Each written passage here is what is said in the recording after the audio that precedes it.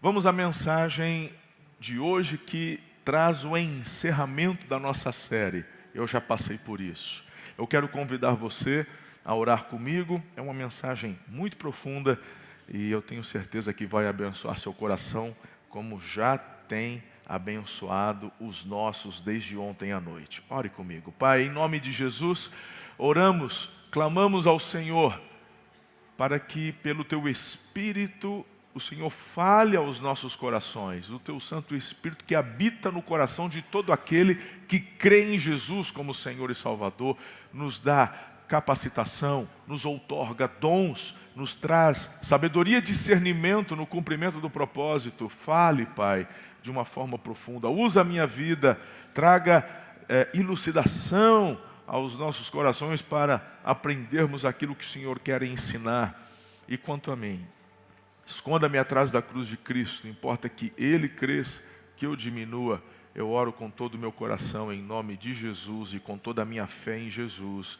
E assim declaramos amém. Glória a Deus, aplauda ao Rei.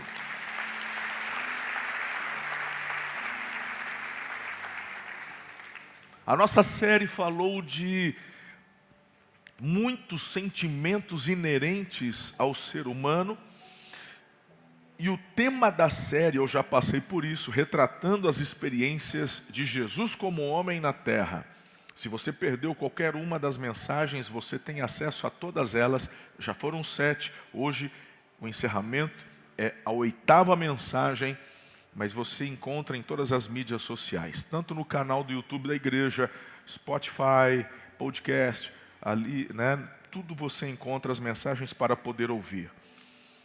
Eu quero ir direto à mensagem de hoje. Vamos falar deste sentimento que machuca. Jesus passou por isso. Precisamos superar a dor da rejeição. Ele não apenas entende a sua dor, mas ele passou por ela. Venceu a rejeição e não permitiu que a rejeição o definisse. E aqui é um ponto muito importante para todos nós. Não existe dor humana que a natureza de Jesus não tenha experimentado quando aqui na terra. Bem, se vamos falar de rejeição, vamos procurar entender um pouquinho essa natureza. Eu não quero nem perguntar, eu quero afirmar, você já foi rejeitado. Não é uma questão, será que vai acontecer? Já aconteceu, pode estar acontecendo neste momento, nestes dias, e vai acontecer de novo. Fato. E não importa a forma, o impacto é o mesmo. Um pai que nunca validou você, um relacionamento que terminou, uma porta que se fechou injustamente, aquela amizade que não permaneceu. Então, a rejeição não é apenas um evento, ela é uma mensagem. E essa mensagem tenta dizer a você, você não é suficiente. Você não é digno. Você não é aceitado, desejado. Do ponto de vista neurobiológico, rejeição ativa as mesmas áreas da dor física. O que eu quero dizer com isso não é drama, é dor real. E qual é o ponto central da mensagem de hoje? O ponto central é que a rejeição, ela não tem como objetivo apenas ferir você. A rejeição, ela quer te definir. E aqui precisamos ligar o alerta. Então, se a pergunta não é, será que um dia serei rejeitado? Porque já afirmamos que isso é inevitável.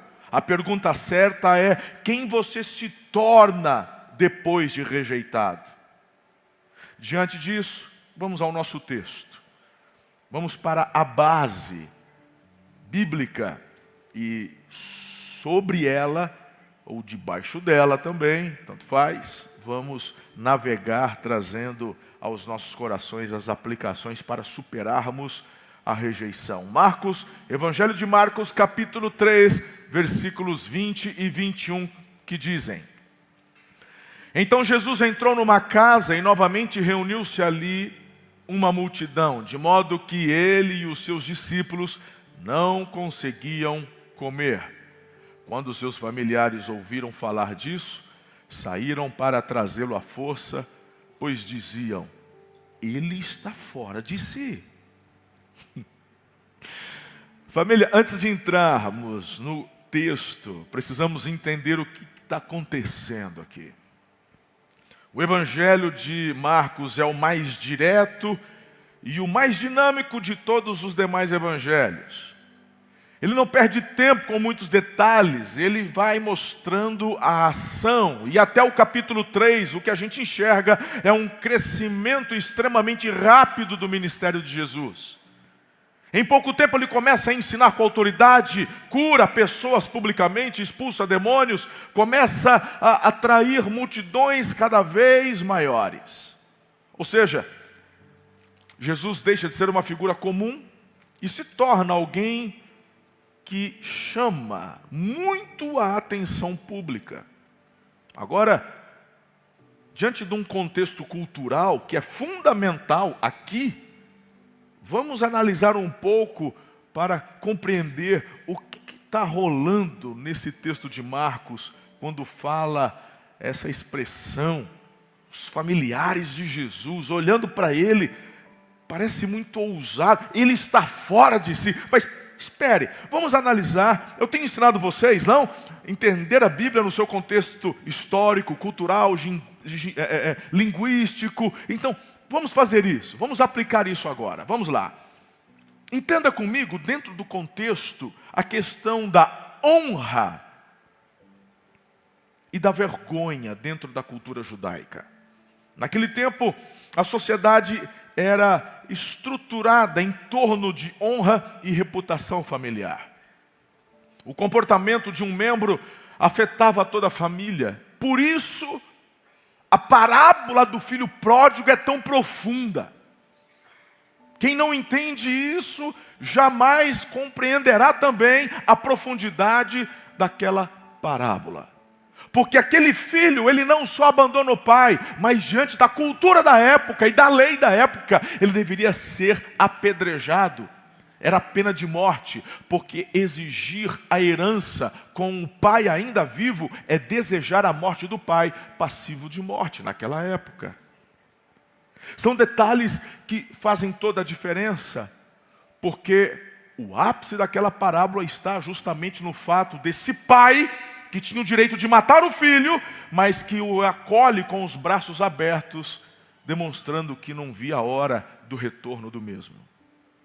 Aqui, percebemos este mesmo envolvimento familiar, esta profundidade dentro da cultura, e o fato de que o comportamento de um indivíduo afetava toda a família, não no que diz respeito ao convívio da família, mas a honra e o que as pessoas achavam, pensavam e falavam sobre a família. Davam muito valor a isso. Então, quando alguém começava a agir de forma fora do padrão, isso era visto na época como um problema muito sério, um problema individual. Isto era visto como vergonha para toda a família. É só um integrante da família, mas toda a família está sendo atingida. Qual foi a percepção da família de Jesus dentro do texto em questão? Olha só, ele está fora de si, a expressão deles. Aqui, queridos, não se trata só de uma opinião. Aqui no original, no grego, a ideia é de alguém desequilibrado, ele não está bem. A ideia que a palavra no original grego, diante desta frase dos familiares, é alguém que está fora da sua razão. Do ponto de vista dos familiares de Jesus, o cenário era esse. Jesus está cercado por multidões, ele não está conseguindo comer, ele está confrontando líderes religiosos e poderosos, está rompendo padrões sociais. Então, para a família, diante de tudo isso, não parecia algo espiritual o que Jesus estava fazendo. Parecia algo perigoso, vergonhoso, insano. E talvez você diga, mas como assim não reconhecer os feitos de Jesus? Fácil para você hoje, que já entregou sua vida a Ele, o Espírito Santo o convenceu, habita em você, tem acesso à palavra, conhece o contexto. É alvo, só está aqui porque Ele te amou, te resgatou. Agora, coloque-se no lugar da família.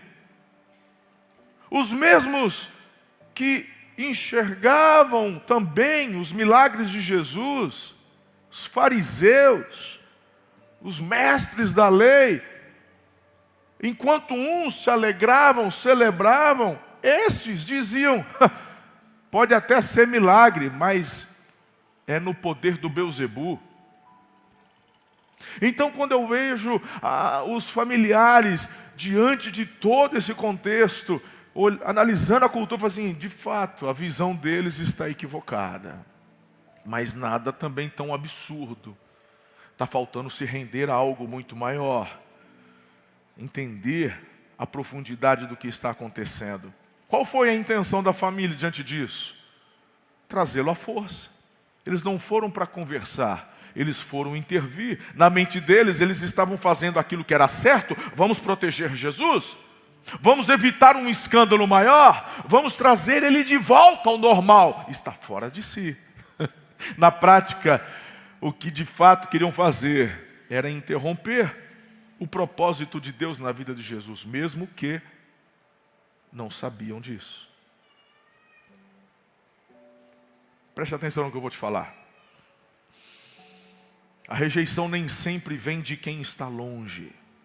Às vezes ela vem de quem deveria entender você, apoiar você e caminhar com você. Isso torna a dor ainda mais profunda, não é? Porque não se trata só de rejeição. Estamos falando da rejeição de alguém da qual esperávamos aceitação. A dor parece que aumenta. E como já falamos, é dor de verdade. Jesus, ele não foi rejeitado apenas pelos de fora, ele foi mal compreendido pelos de dentro. É exatamente isso, e é exatamente por isso que ele pode dizer, eu te entendo, eu já passei por isso. Eu quero compartilhar 3 direcionamentos para ajudar você a superar a rejeição. Você está comigo hoje aqui? Amém? Glória a Deus. O primeiro direcionamento que eu trago ao teu coração é esse: não transforme a rejeição em identidade. Esse é o maior erro que alguém pode cometer. O maior perigo não é desistir, é redefinir quem você é a partir da rejeição. O processo, ele é um progresso. É assim que acontece. Vem a rejeição, aí eu inclusive disse sobre a dor e etc.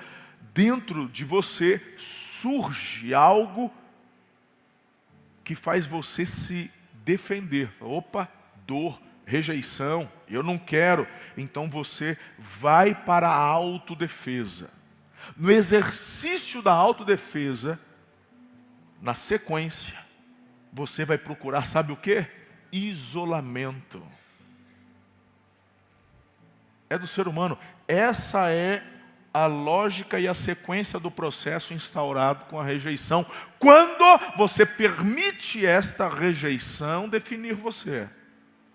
Quando você permite essa rejeição atingir você. E agora você está lá isolado.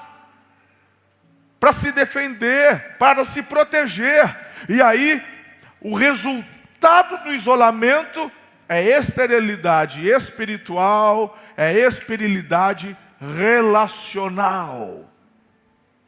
Olha para mim e me diga se não é a estratégia dos predadores na savana. Diante disso, você precisa pensar no inimigo das nossas almas.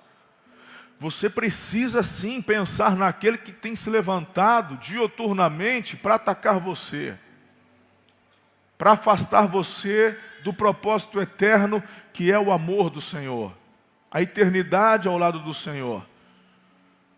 E quando olhamos para a savana africana, você não vê um predador atacando manadas. O predador analisa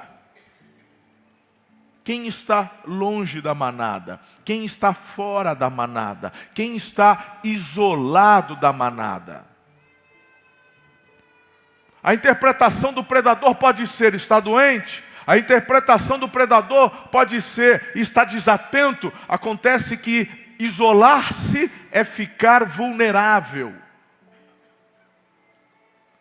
Existem alguns outros predadores que não têm a capacidade de correr para pegar a presa. Pense comigo na serpente. A serpente, que tem a tal da peçonha, ela tem uma visão, a maioria delas, uma visão muito limitada. Ela, na verdade, tem uma tal de fosseta L'Oréal, que ela meio que procura analisar e enxergar o ambiente como se fosse um detector de temperatura, né? Então, a questão é que ela fica em um lugar e quando chega a hora de comer, de se alimentar, ela procura identificar um ambiente onde existe presas e ela então escolhe um lugar e ali ela fica. Todo o corpo dela está em contato com o solo e ela tem uma percepção muito clara de detalhezinhos, de movimentos e percebe a aproximação destas presas, mas isso começa com muita distância, mas ela continua no seu lugar. Aí, esta presa se aproxima e quando está ao alcance das suas presas, ela então dá o tal do bote. Nem sempre aquela presa morre na hora. Eu estou falando das serpentes que têm veneno, mas existem outras que não têm veneno. A jiboia, a sucuri, a piton, e estas então quando dão um bote, seus dentes e suas presas não vão para fora para inocular veneno, elas são para dentro. Então é a mordida para poder prender e aí elas vão se enrolar para sufocar a presa e tirar a vida. Mas estas que inoculam veneno, elas dão e voltam. Por quê? Elas não querem comer? Querem. Ela tem certeza que o veneno que ela lançou vai tirar a vida e depois, com calma, ela vai procurar. Porque não está muito longe. Não deu tempo de chegar em nenhum outro lugar para pedir ajuda.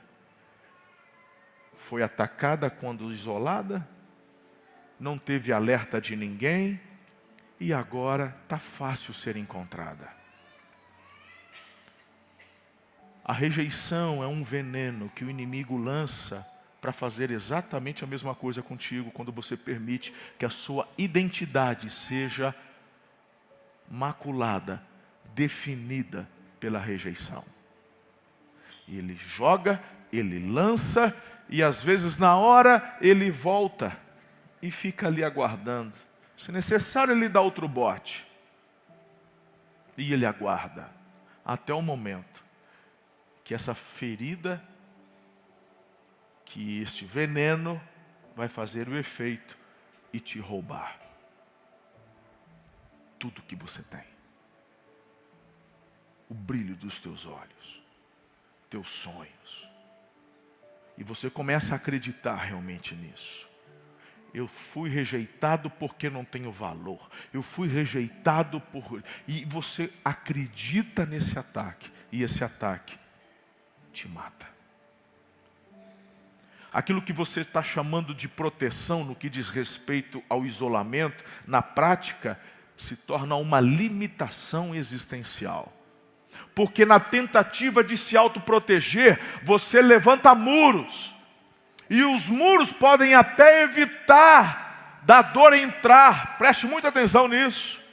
Mas os mesmos muros que você levantou para a dor não entrar, está impedindo a tua vida de fluir. A gente precisa olhar para Jesus, Ele é o modelo. Como é que Ele lida com isso? Após ser rejeitado, Ele não muda a missão. Ele continua focado na missão. A gente olha para Marcos capítulo 4, capítulo 5. Ele continuou ensinando, continuou curando, continuou avançando. A rejeição não alterou a sua identidade nem a sua direção. Você não pode permitir uma rejeição profissional definir seu valor. Você não pode permitir uma rejeição afetiva definir a sua dignidade. Ou uma rejeição familiar definir a sua identidade. Gálatas capítulo 6, verso 9 diz: e não nos cansemos de fazer o bem, pois no tempo próprio colheremos, se não desanimarmos.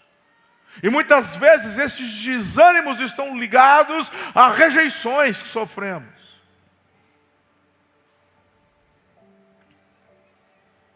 Filhos, persistência não é teimosia, não. Persistência e fidelidade ao chamado, apesar da dor. Qual é o teu primeiro ministério? Célula? Trabalhar em algum ministério da igreja? Qual que é o teu primeiro ministério? Trazer o dízimo? Teu primeiro ministério é a tua família. E não se engane. Eu acabei de falar. Às vezes a rejeição vem de dentro. Vai desistir da família? Vai desistir do seu ministério, do seu chamado? Você só não está entendendo que o que está rolando não é por tua causa. Não está definindo você. São estratégias do inimigo para roubar você. Eu quero te trazer um segundo conselho nessa manhã. Se você quer superar a rejeição, você não pode responder a ela com reação. Precisa se manifestar com redenção. A tendência natural da rejeição é você gerar retaliação, cinismo, frieza emocional. Mas observe o padrão de Jesus. 1 Pedro capítulo 2, verso 23. Quando insultado, não revidava. Quando sofria, não fazia ameaças, mas entregava-se àquele que julga com justiça. Até quando você vai ficar tentando reagir na força do braço? Então ser crente é ser idiota, eu nunca disse isso. Ser crente então é aceitar tudo, nunca te ensinei isso. Eu estou falando daquilo que é bom para você. Você acha que a tua retaliação vai te fazer bem, vai te fazer mal. Só vai piorar. Se rejeição é algo inerente à vida humana, vai sentir do começo ao fim da vida. Quanto mais você assimila esse veneno e tenta retalhar esse veneno com reações, você só está piorando a tua vida e encurtando a tua vida. O que eu estou te dando, irmão, é um antídoto. O que eu estou te dando são parâmetros do alto, do céu. Eu tenho colocado isso em prática há muitos anos. Salmo 37. O Senhor fará a tua justiça sobressair como o sol do meio-dia. O justo não precisa ficar se justificando. E no fenômeno da internet é impressionante como a gente quer em todo momento retalhar a rejeição. As nossas postagens, os nossos comentários, na verdade estão dizendo mais sobre nós do que a postagem que a pessoa fez. É o velho ditado, quando Pedro fala de Paulo, sei mais de Pedro do que do Paulo. E é por essa razão, por entender esse conceito de que nada que é semeado fica sem colheita, que por graça e misericórdia, quando comentários mal criados, agressivos, são feitos nas minhas postagens, eu e a minha equipe apagamos e bloqueamos a pessoa. Isso é um ato de misericórdia daquela pessoa, por aquela pessoa. Porque tem gente que só quer, porque o que dá engajamento a uma postagem, e estamos na era da internet, do digital, e isso é uma realidade. Engajamento, o engajamento não está lendo as mensagens. Mensagem boa, mensagem ruim, tudo dá engajamento. No final das contas, se a intenção é só hypar, seja bom, seja ruim, que falem. E tem muitos pastores, muitos líderes, tem pastorzão famosão aí, meu irmão, que 90% dos é só batendo, ele não está nem aí, ele põe de novo. Eu respeito cada um e cada escolha, mas eu, entendendo disso, falo, não dá para aceitar. Eu apago. Às vezes ficam perdidos no meio do caminho, porque a gente também não tem tempo para ficar olhando tudo, mas eu apago, bloqueio. Eu estou te dando hoje a letra. Para de reagir dessa forma. Para de transformar a internet no muro das tuas lamentações. Vai para a cruz de Cristo, vai para o teu secreto, vai para o teu quarto, vai para o teu escritório, dobra o teu joelho lá, chora lá, grita lá, põe a boca na almofada, no travesseiro, berra, grita, dá teu escândalo, mas é entre você e Deus.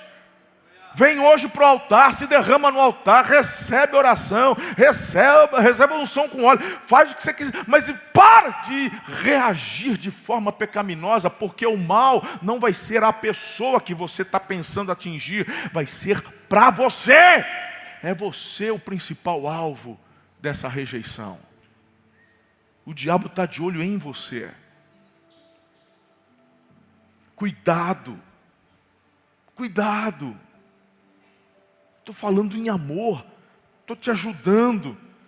E por que Jesus, quando a gente olha para Pedro, que andou com Jesus nos bastidores, nem tudo que temos nos evangelhos foi registrado, tem muita coisa que eles viveram que não está aqui, irmão. E Pedro, olhando para todos estes bastidores, ele diz, nunca revidou. Insultado, nunca revidou. Quando sofreu, não fazia ameaça. Só, tu vai ver, hein? Eu vou pedir para meu pai, hein? Eu vou te amaldiçoar. Nunca! Pedro está dizendo acerca de Jesus, porque ele não reagia. Ele se rendia às pessoas. Não porque você não é idiota. Jesus nunca foi idiota, nunca vai ser. E eu também não sou idiota. Nos rendemos a Deus, a soberania de Deus, a justiça de Deus. Confiando que é Ele quem vê todas as coisas, o El Roi. Ele é o justo juiz.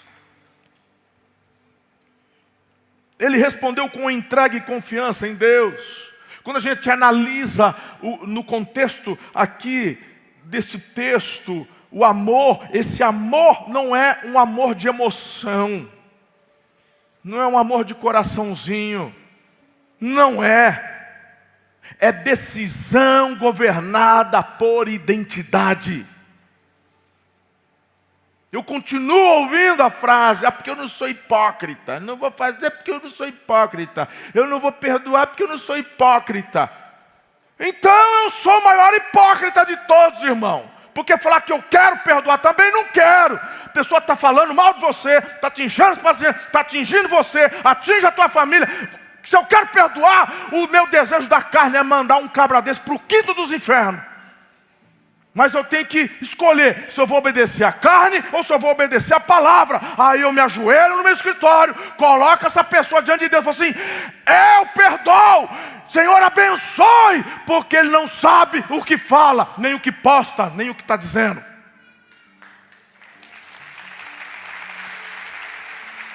E se eu posso fazer, você também pode.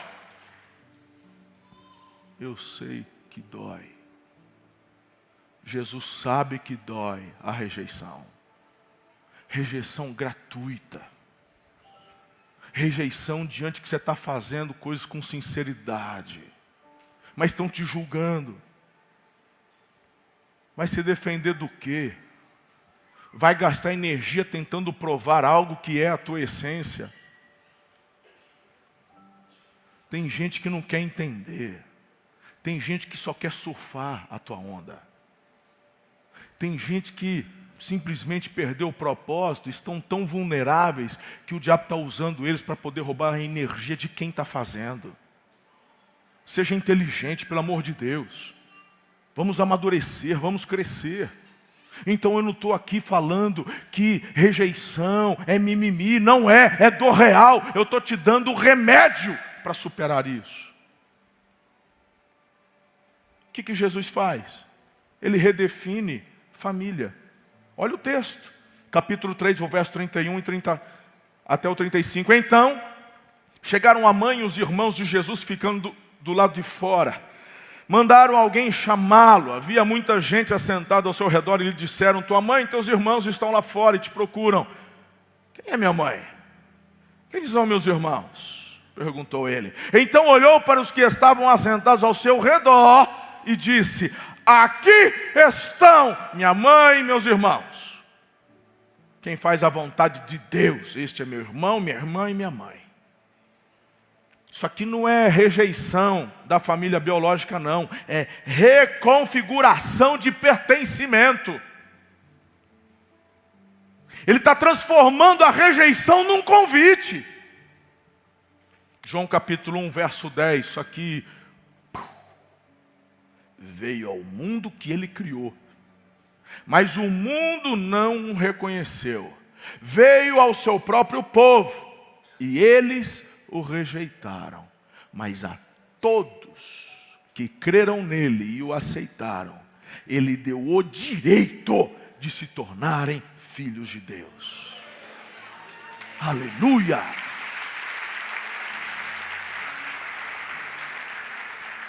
Não é incrível isso? O mundo é dele, cara. O mundo é dele. Ele criou, mas o mundo não o reconhece. Então ele veio ao seu povo. Nasceu dentro da cultura, povo judeu, obedecendo a todas as orientações proféticas do Velho Testamento, mas o povo dele o rejeita. Ele pega a rejeição, coloca a rejeição no lugar dela. Ele não reage à rejeição. Ele se rende diante do ataque da rejeição. Ele não deixa a rejeição mexer na identidade dele. E ele transforma tudo isso em convite. Vinde a mim, todos vocês que estão cansados e sobrecarregados, e eu darei a vocês descanso, alívio.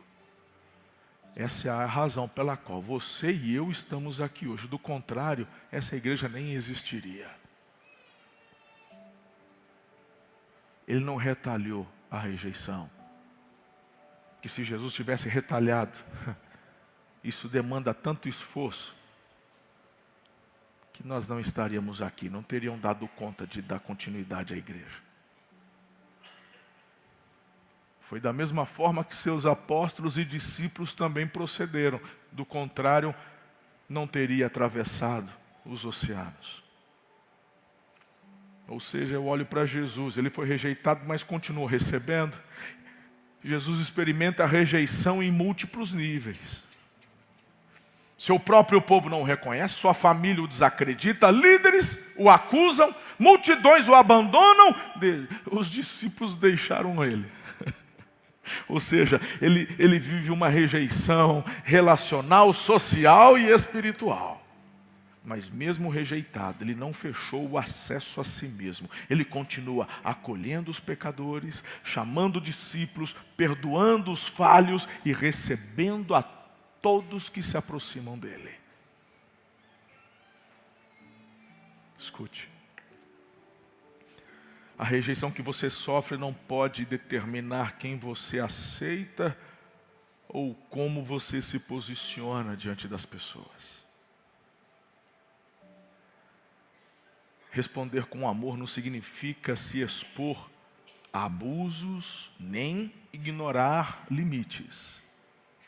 Responder com amor significa não permitir que a rejeição determine seu padrão de resposta.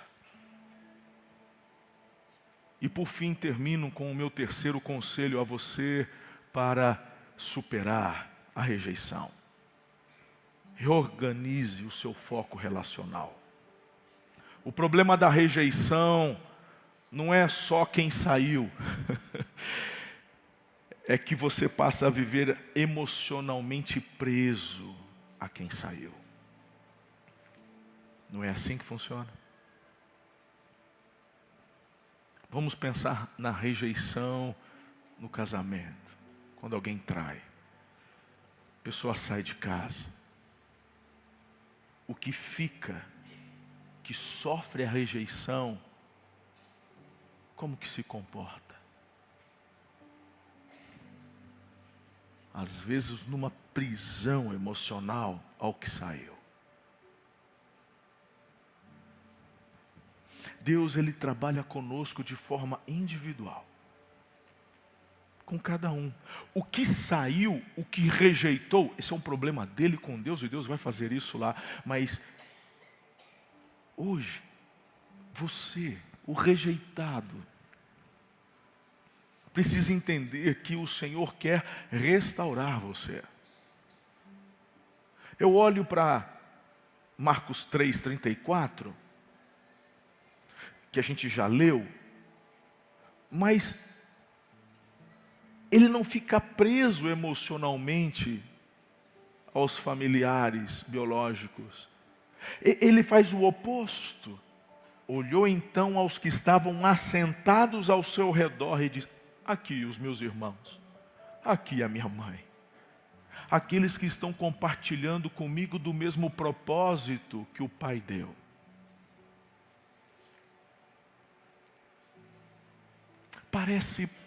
Parece um pouco ambíguo Jesus fazer isso com relação aos familiares, mas o posicionamento de Jesus faz com que seus familiares no futuro se rendam e se convertam também. Talvez o que está faltando para você é justamente este posicionamento de não reação, de não permitir essa mudança de identidade, para que Deus use isso, inclusive, sobre aqueles que um dia te rejeitaram ou que continuamente continuam te rejeitando. Jesus, Ele desloca o foco dos que rejeitaram e coloca sobre os que permaneceram. Por que você não faz esse exercício também? Para cada rejeição que sofremos, tem outras pessoas que estão conosco, que estão ao nosso redor. Para cada um que te rejeita, o Senhor agrega outros que vêm e permanecem ao seu redor. Tem uma distinção importante que o texto traz para a gente. Fala-se de multidão, mas fala-se dos que estão ao redor. Fala dos discípulos e fala dos que estavam com ele. A distinção é essencial, porque estar perto não é estar comprometido. Estar presente não é estar alinhado.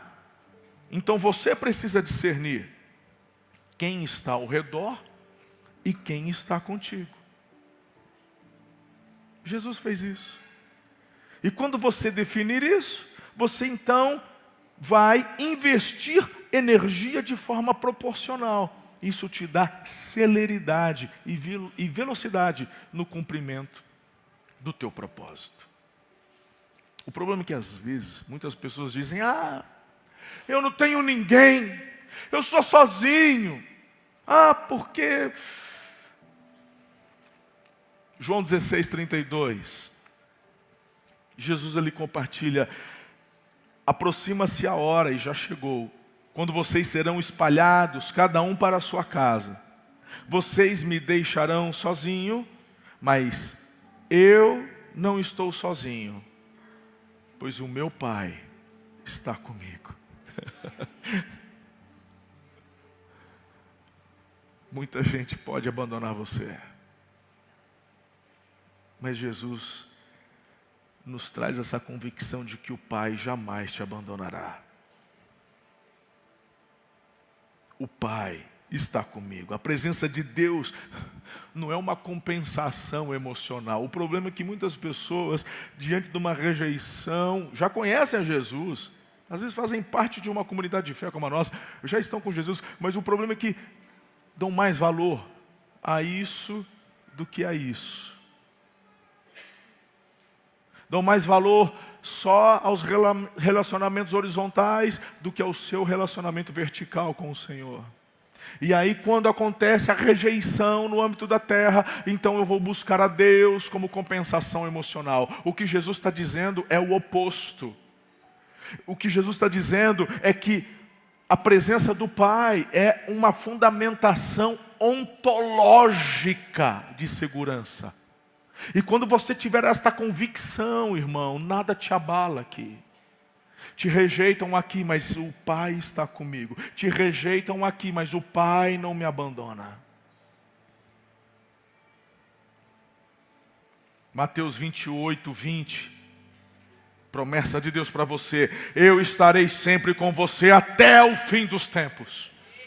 Hebreus 13, 5. Nunca o deixarei, jamais o abandonarei. Aleluia. E eu concluo nessa manhã. Quando eu olho para a rejeição e quando enxergo a cruz de Jesus, eu falo, uau! O que acontece é que Jesus, ele não foi apenas rejeitado, ele assumiu a rejeição como parte do processo redentivo da humanidade. Na cruz ele experimenta o ápice da rejeição, família. Na cruz ele é rejeitado pelos homens, pelos líderes, e momentaneamente aquele sentimento de abandono, quando tomando sobre si os nossos pecados, o Pai lhe vira o rosto. Mas ele escolheu isso por amor a você e por amor a mim. Veio ao mundo, mas o mundo não o reconhece. Vem ao seu povo, mas o seu povo o rejeita. Mas tudo isso ele escolheu para garantir a você o direito de se tornar filho de Deus. A rejeição tentou escrever tua identidade, mas eu quero dizer que a rejeição não tem autoridade para fazer isso. Em Cristo você não é descartado, em Cristo você é escolhido. Em Cristo você não é rejeitado, em Cristo você é recebido. Em Cristo você não é esquecido, esquecida você é chamada.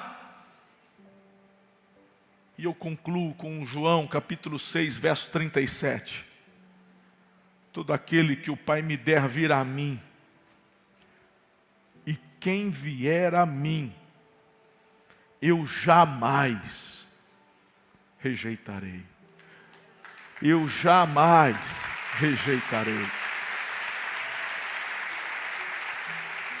Eu vou pedir que mantenham esse versículo aqui. Guardem esse versículo. Todo aquele que o Pai me der, virá a mim. E quem vier, jamais. Igrejas falham. Líderes, pastores, esse que vos fala, nós falhamos. Mas a promessa, quem está fazendo é Jesus. Ele não é homem para que minta, nem filho do homem para que se arrependa. Então é Ele quem está dizendo, eu jamais te rejeitarei. Se você entender isso, isso é um bálsamo. Se você está sofrendo dor de rejeição, eu entendo a sua dor e Jesus também entende. Dói de verdade. Eu te dei alguns conselhos para você aplicar na sua vida, mas a cura instantânea vem quando você recebe a Jesus ou quando é recebido por Ele. Imagine você ser abraçado por alguém que jamais vai te rejeitar. Aqui na terra, eu não vou mentir, eu vou falar novamente. Eu não estou dizendo que você vem para Jesus e não vai experimentar mais rejeição na terra. Não é isso que eu estou dizendo. As rejeições vão continuar. Mas todas as vezes você vai olhar para Jesus e vai perceber Ele com os braços abertos, te acolhendo. E aí você olha para a rejeição da terra, você não reage mais, você se rende. E aquilo não te muda mais. aquilo não te interfere mais na identidade. Você se torna blindado. Receber rejeição da terra é olhar para a aceitação de Jesus. Eu volto para cá. É que você ainda não conhece o meu Jesus como eu conheço. Eu não posso terminar sem perguntar para você se você não quer hoje sair daqui com essa convicção. Eu cheguei no meu limite. Eu sou um carteiro.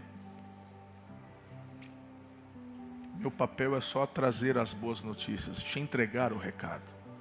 Esse é o meu limite, eu não posso sair daqui. A decisão é com você. Um dia eu ouvi uma mensagem e eu me dispus e fui. Falei, eu quero. Isso mudou minha vida. É o que eu estou falando para você fazer também. Eu quero dar a você alguns instantes. E se você hoje entende que está na hora de mudar isso, são vários os apelos. O principal é de salvação, é de você entregar sua vida a Jesus. Quem sabe você, por dor de rejeição, se afastou de Jesus, se afastou da igreja, mas por graça e misericórdia o Senhor te trouxe hoje aqui. Quem sabe você está me ouvindo agora pela internet. Então, venha para Jesus, reconcilie-se com Jesus, reconcilie-se com a igreja de Jesus e continue o teu propósito. Você ama Cristo, está tudo bem, já se rendeu, está vivendo algo incrível, mas está sofrendo uma dor aguda de rejeição. Então aquele que não vai te rejeitar jamais, está te chamando para derramar óleo sobre a tua cabeça, para derramar cura sobre a tua alma. Deixa Ele te abraçar nessa manhã, coloque-se em pé, eu estou te esperando aqui no altar. Temos 2 minutinhos para isso e logo em seguida eu vou orar. Quero conhecer você. Minha equipe de pastores, de intercessores estão aqui para ungir e orar com você. Onde você estiver, lá no fundo, qualquer lugar, venha para cá. Você está em família, está num lugar seguro. Queremos orar contigo nessa manhã. Glória a Deus. Deus abençoe. Deus abençoe. Deus abençoe.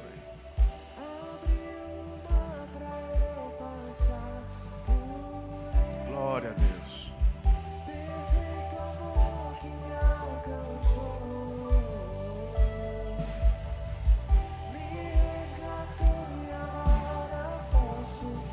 Glória a Deus. Glória a Deus. Deus abençoe. Glória a Deus.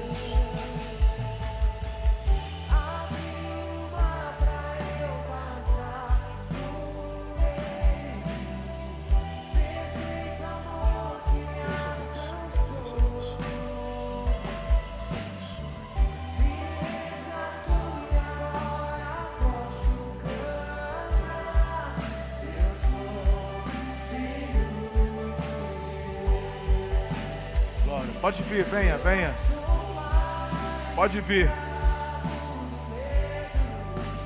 Se derrama no altar. Você está na tua casa, na casa do Pai. Você está em família. Onde você estiver assistindo, se puder, faça isso na sua casa. Se ajoelhe na sala, no quarto. Mesmo Deus que está conosco aqui, está contigo aí também. Há mais alguém? Hoje essa rejeição perde poder sobre a tua vida. Hoje essa dor perde poder de tentar mudar a sua identidade. Em nome de Jesus. Em nome de Jesus.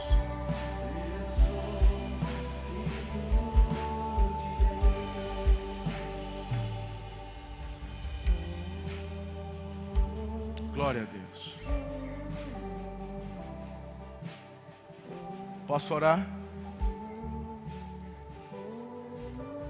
Eu não quero me delongar muito no apelo, mas sempre tem alguém que o coração fica ali, ó, queimando, apertado, mas a perna parece que está travada, né? De repente, se Você convidou um amigo, uma amiga. Pergunta para ela: você quer que eu vou contigo lá na frente? Te espero mais 10 segundinhos aqui. Amém? Glória a Deus, isso.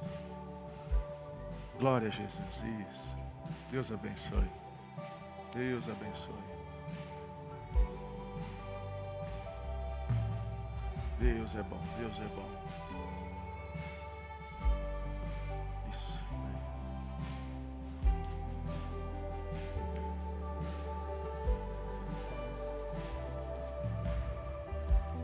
Deus abençoe, glória a Deus. Isso. Glória a Deus. Deus abençoe. Em nome de Jesus, estou vendo vocês. Ali, Carmenhadas. Depois fala para ela, tem as duas que chegaram ali também, as duas que chegaram, depois pode ungir elas ali. A mãe e a filha, eu acho, né? Ali. Deus abençoe, em nome de Jesus. Eu vou orar. Pai, nós apresentamos diante do Senhor todas estas vidas. Muitas delas tomando uma decisão. Sim, eu quero me render a Jesus, recebê-lo como Senhor e Salvador. Escreve o nome deles no livro da vida, Pai. Sela-os com teu Santo Espírito, que é o penhor da nossa herança de salvação. Eu abençoo estas vidas, aqueles que estão retornando ao aprisco, o pródigo retornando à casa do Pai. Senhor, nós assim abençoamos estas vidas e estendo essa palavra de oração a toda a igreja, a comunidade online, aqueles, ó Deus, que estão passando por um momento de muita dor causada pela rejeição. Alguns deles até reconhecendo que permitiram que esta dor, que esta rejeição chegasse a mexer na identidade deles, provocando algo muito ruim, muito duro. Mas hoje, Pai, nós declaramos a bênção, a presença, declaramos teu favor, declaramos a cura, declaramos restauração, libertação, em nome de Jesus. Não mais reação à rejeição, mas redenção aos propósitos de Deus. Em nome de Jesus, esta rejeição não vai te definir mais. Te declaro curado, curada, liberto, liberta em nome de Jesus. Que o Senhor te toque nessa manhã, inunde o teu interior com o amor dEle. Que você saia daqui convicto do teu chamado, do teu propósito, fazendo aquilo que Ele te chamou para viver e para ser. Eu te abençoo em nome de Jesus. Que o Senhor, família, te abençoe e te guarde. Que o Senhor sobre ti levante o rosto, resplandeça o rosto dele sobre ti. Tenha misericórdia de ti. E sobre ti derrame o shalom, a paz que excede todo entendimento. Nada quebrado, nada faltando, nada fora do lugar. Que o amor dele, a graça do Filho e as consolações do Santo Espírito vos sejam multiplicados hoje e para sempre. Aleluia. Amém. Beijo no coração. Deus abençoe. Uma semana poderosa em nome de Jesus.